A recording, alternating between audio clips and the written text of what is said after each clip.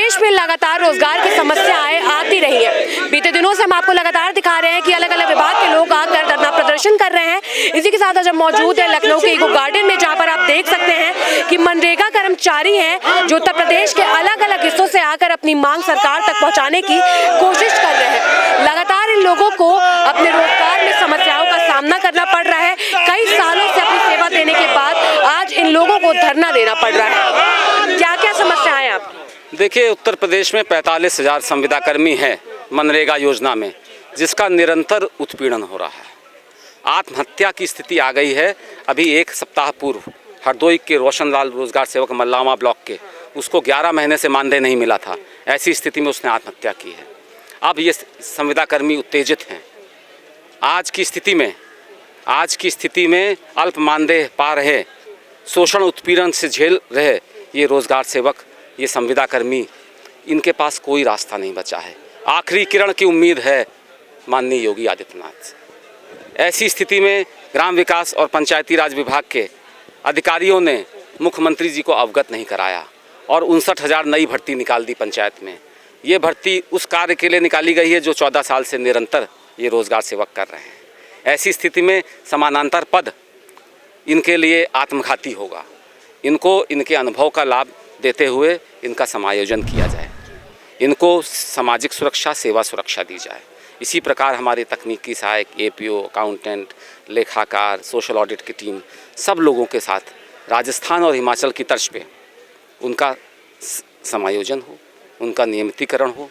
Supreme court से लेके विभिन्न हाई कोर्ट्स ने इस बात को कहा है कि जो पद निरंतर आवश्यकता हो वहाँ संविदा नहीं, पूर्णकालिक कर्मचारी होना चाहिए।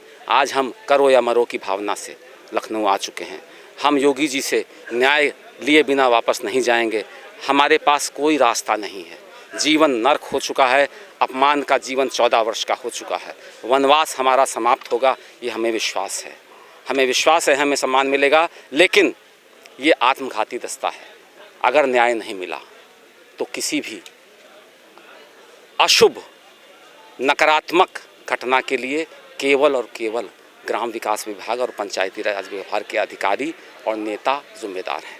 क्या लगता है कब तक आपकी मांगें पूरी हो जाएंगी? जिस तरीके से आप बता रहे हैं कि मुख्यमंत्री योगी आदित्यनाथ तक बात नहीं पहुंच पा रही है, तो क्या लगता है कब तक बात पहुंचेगी, कब तक निस्तारण होगा? देखिए, हम लोग आज आए हैं, कल से प्रशासन हमारे संपर्क में है।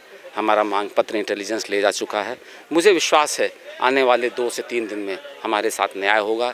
योगी जी हमारे साथ न्याय करेंगे। और भी लोग मौजूद हैं, उनसे भी बात करेंगे। और क्या क्या समस्याएं आपके रोजगार में आ रही हैं जिसके कारण आप लोग को यहाँ मजबूरन धरना देना पड़ रहा है? जी, हम लोगों अल्प मानदेय है। 14 वर्षों से हम सेवा कर रहे हैं। जो संविदा की भर्तियां होती हैं केवल बंधुआ मजदूरों की तरह उनसे काम लिया जाता है और भ्रष्टाचार का एक सफल रास्ता तैयार किया जाता है अधिकारियों द्वारा, संबंधितों के द्वारा, जिसमें कार्यवाही होने पर केवल संविदा कर्मियों को शिकार बनाया जाता है। हम उसकी लड़ाई लड़ रहे हैं। हम लोगों को उससे मुक्ति चाहिए और संविदा व्यवस्था में जो नए पद सृजित किए जा रहे हैं 59,000, ये सरासर एकदम बंधुआ मजदूर बनाने का एक रास्ता तैयार किया जा रहा है सरकार द्वारा, जो कि सरासर गलत है। दादाजी की मांग यह है कि उन्हीं पदों पर उस मानदेय को हम लोगों को मानदेय में सृजन किया जाए, जिससे हम लोगों की जीविका सुचारू रूप से चल सके और उसका फ़ायदा भी हमें मिल सके और एक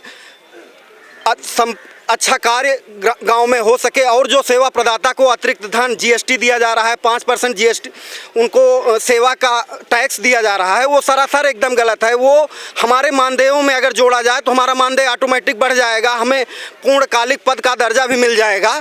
इस बातों पर मुख्यमंत्री जी का ध्यान हम आकर्षित करना चाहेंगे। क्या कहेंगे? रामराज की कल्पना, धिक्कार है ऐसे रामराज की। जहां मनरेगा मजदूरों की मजदूरी 204 रुपये है, इस लिहाज से अभी मेड भर्ती किए जा रहे हैं, उनको 325 रुपये दिया जा रहा है प्रतिदिन, और रोजगार सेवकों को 6,000 रुपये, मतलब 200 रुपये प्रतिदिन। मनरेगा मजदूर और अन्य जो अकुशल श्रमिक हैं उनसे भी बेबस्तर जीवन झेल रहा है रोजगार सेवक।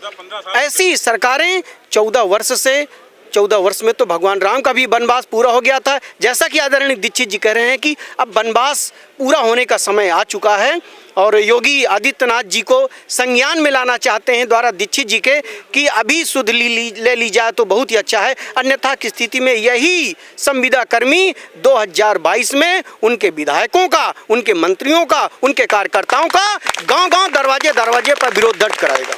जी, जिस तरीके से आज यहाँ पर संख्या मौजूद है, एक मिनट, जिस तरीके से संख्या यहाँ पर मौजूद है, अगर मांगे पूरी नहीं हुई कुछ दिनों में तो क्या संख्या और बढ़ेगी और मतलब जो आंदोलन है वो तेज होगा?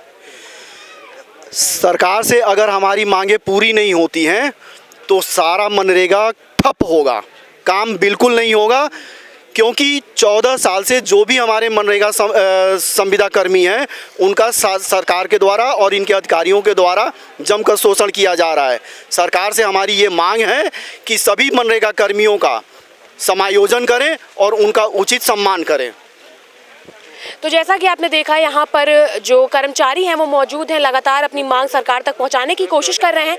इन लोगों का कहना यही है कि अगर इनकी मांगे पूरी नहीं हुई तो ये गांधीवाद तरीके से धरना प्रदर्शन तो करेंगे। इसके साथ ही 2022 में इसका अंजाम सरकार को देखने को मिल सकता है। फिलहाल के लिए इतना ही। कैमरा पर्सन अनुराग के साथ मैं शिवांगी, JMD खबर, लखनऊ।